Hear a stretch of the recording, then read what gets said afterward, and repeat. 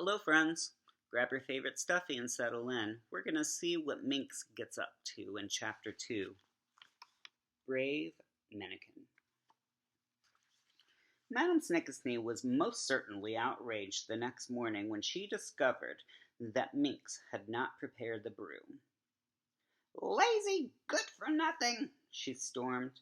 "Pray tell, what did you do with your time last night?" "I slept." "Slept?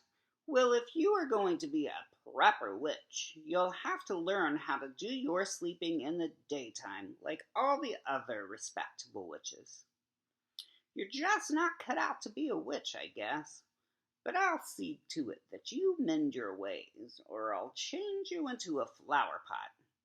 Or maybe something much less pretty." Minx shuddered and glanced over at the seven flower pots on the windowsill. "I said you wouldn't get anything to eat today, and I keep my word," continued Madame Snicksnee. "I'm going to make myself a delicious breakfast of toads on toast before I go to bed, and after that, I'm going to lock all the food up.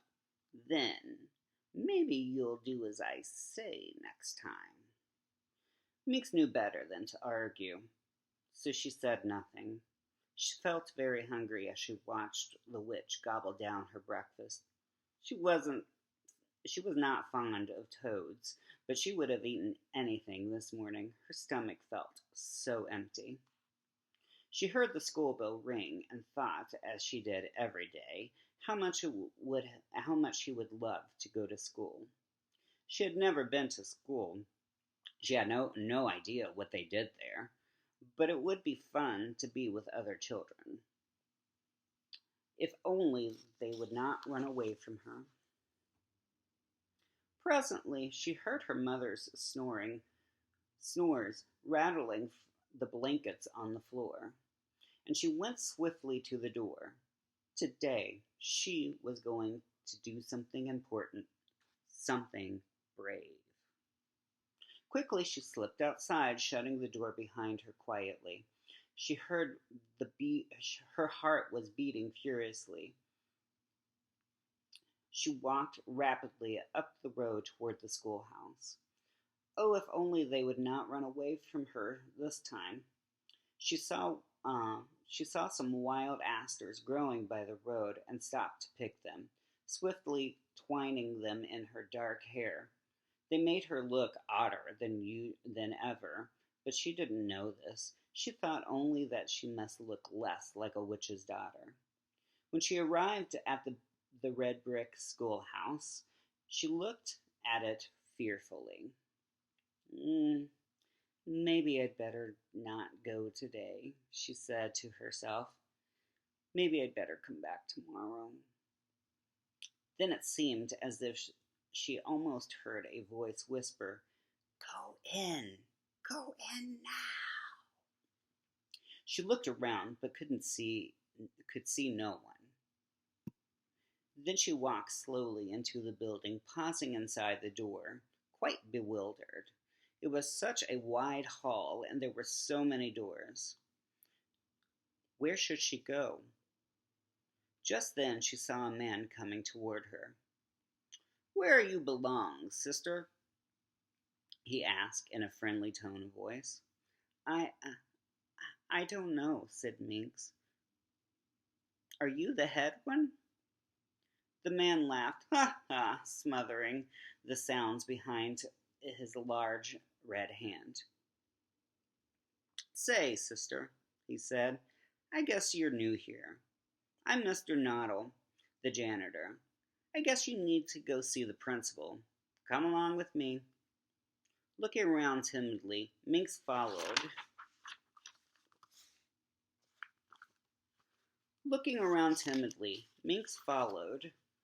the kindly Mr.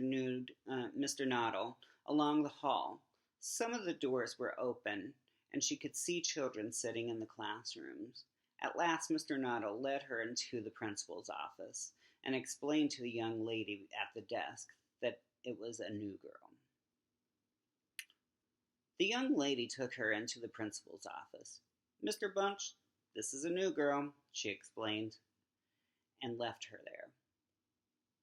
Mr. Bunch was sitting behind a large cluttered desk, staring at her fiercely from beneath his thick black eyebrows. He had a mustache which was even thicker, if possible, and blacker, and every now and then he would lasso one of the ends of his mustache with his tongue and then chew it hungrily. Ugh. Finally, Mr. Bunch spoke. His voice was as briskly as his mustache. "Well, young lady, what's your name?" "Minx." Her voice sounded weak and wobbly. "Minx what?" "Well, really it's Minikin. Minikin Snickasee." Mr. Bunch's eyes popped. "The witch's child?" he roared. Minx started back toward the door, but again she seemed to hear a voice. Don't be afraid. Stand up to him." She shut her mouth in a firm line, raised her head, and fixed Mr. Bunch with a long, defiant look. Then she said, "I want to go to school. I have the right, haven't I?" Mr. Bunch passed a trembling hand across his forehead. Why, of course you have, in fact." He glared at Minx again. "Why haven't you been to school before?" "My mother wouldn't let me come," said Minx. "But today I just made up my mind that I would." "Your mother will find herself in a fine spot of trouble," grumbled Mr. Bunch, "if she breaks the law." Minx tried to picture Madame Snickasnee in a pot of trouble, but instead she saw the other people stewing in Madame's pot. Mr. Bunch for one. "Can you read?" asked Mr. Bunch. "No." "Then you'll have to go to first grade," said Mr. Bunch, "and you'll learn with the babies." This did not bother Minx very much until the young lady took her to first grade and she saw the little children staring at her with surprise. She felt very silly, such a big girl among all these little ones.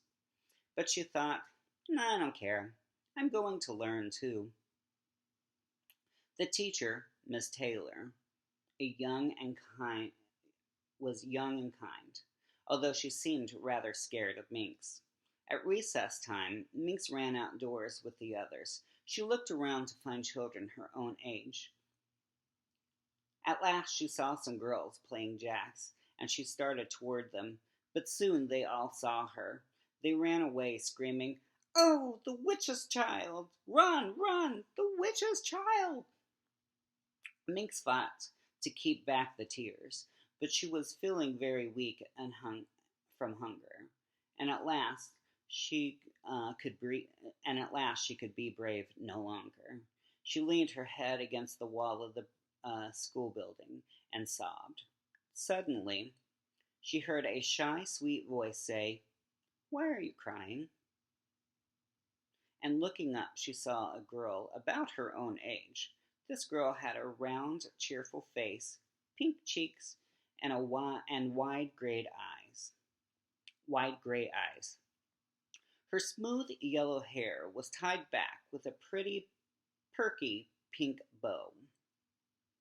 Minx wiped away her tears and said, "Hi, Minx, I'm the witch's child. Aren't you afraid of me?" "No, I'm not," said the girl calmly. "I've often wanted to talk to you because I think it must be very interesting to be a witch's child, isn't it?" "No, it's not," said Minx gloomily. "I wish I wasn't a witch's child."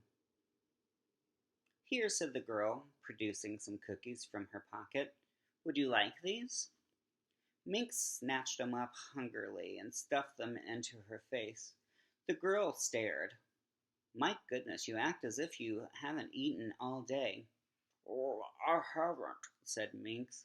My mother is punishing me. Just then the bell rang for the end of recess. Meet me after school, said the girl. My name is Frances. Maybe you'd like to come home and with me. Oh, yes, cried Minx joyfully. The afternoon seemed endless to Minx, and at dismissal time she started to rush out to meet Frances, but Miss Taylor detained her. Oh, Minx, she said nervously, when you come to school tomorrow, be sure to wash yourself well and wear a clean dress. Minx looked at her in great surprise.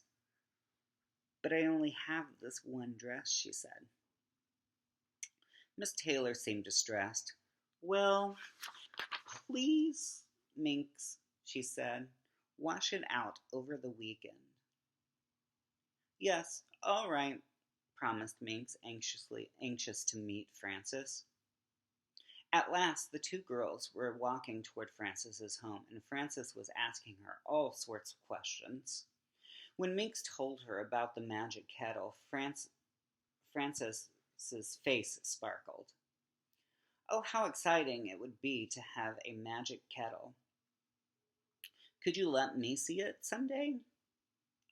To think this wonderful girl wanted to come to her house, Minx felt as if there were wings wafting her along.